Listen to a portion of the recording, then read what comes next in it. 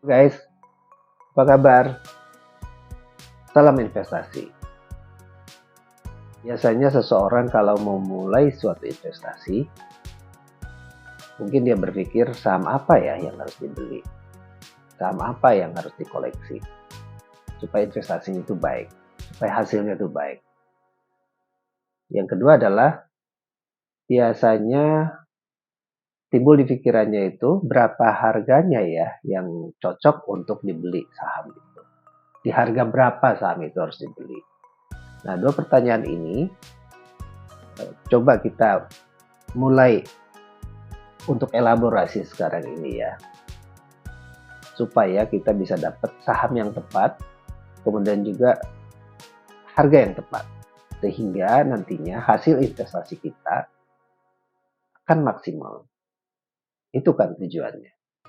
Bagaimana caranya supaya hasil investasi kita maksimal. Nah, untuk menjawab pertanyaan pertama, saham apa yang harus dibeli, tentunya kita harus melakukan riset kecil-kecilan. Kita harus mulai melihat, mendengar, menyerap informasi, kira-kira saham apa yang harus dibeli itu, saham apa yang bagus itu. Nah, bursa ataupun informasi yang beredar di bursa itu bisa menjawab pertanyaan seperti itu. Saham apa yang baik untuk diinvestasikan? Nah, biasanya dilihat dari segi perusahaannya itu sendiri. Perusahaan itu kan banyak sekali yang tercatat di bursa saham itu. Masing-masing kita bisa lihat informasinya, baik itu dari koran, dari TV, ataupun dari perusahaan pialangnya itu sendiri, kita bisa dapat informasi. Kalau kita menilai suatu saham, ada dua hal yang biasanya dilakukan. Pendekatannya ya, caranya itu. Satu, meneliti perusahaan itu, melihat laporan keuangannya, melihat kinerja keuangannya.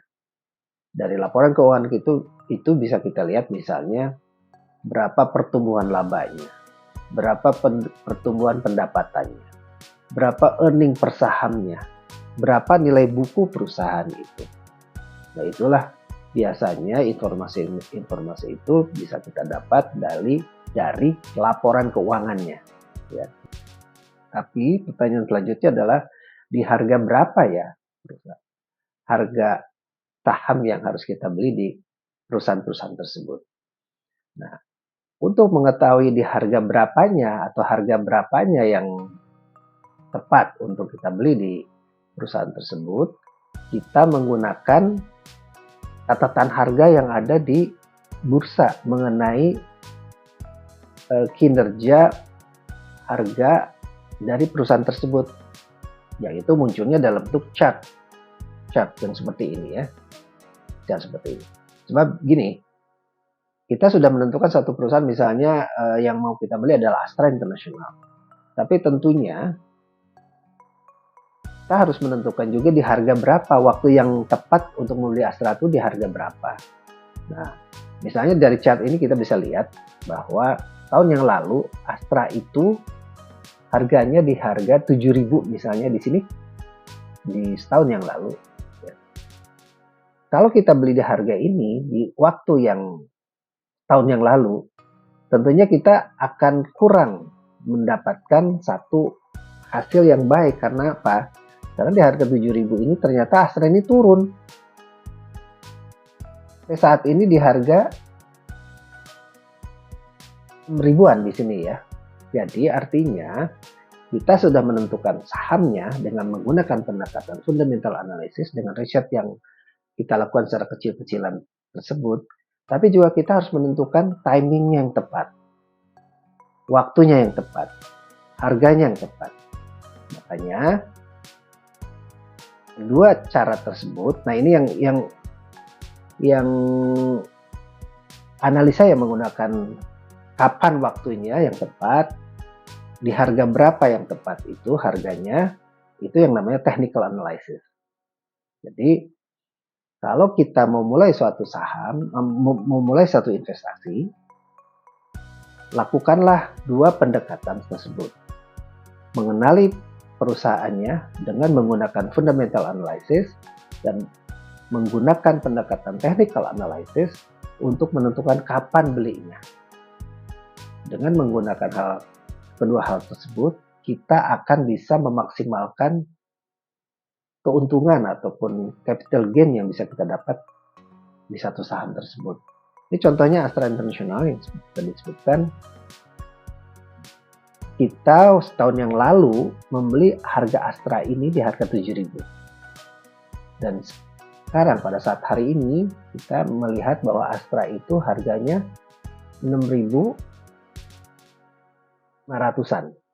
6.500 rupiah. Tentunya ini akan merugikan buat kita kan.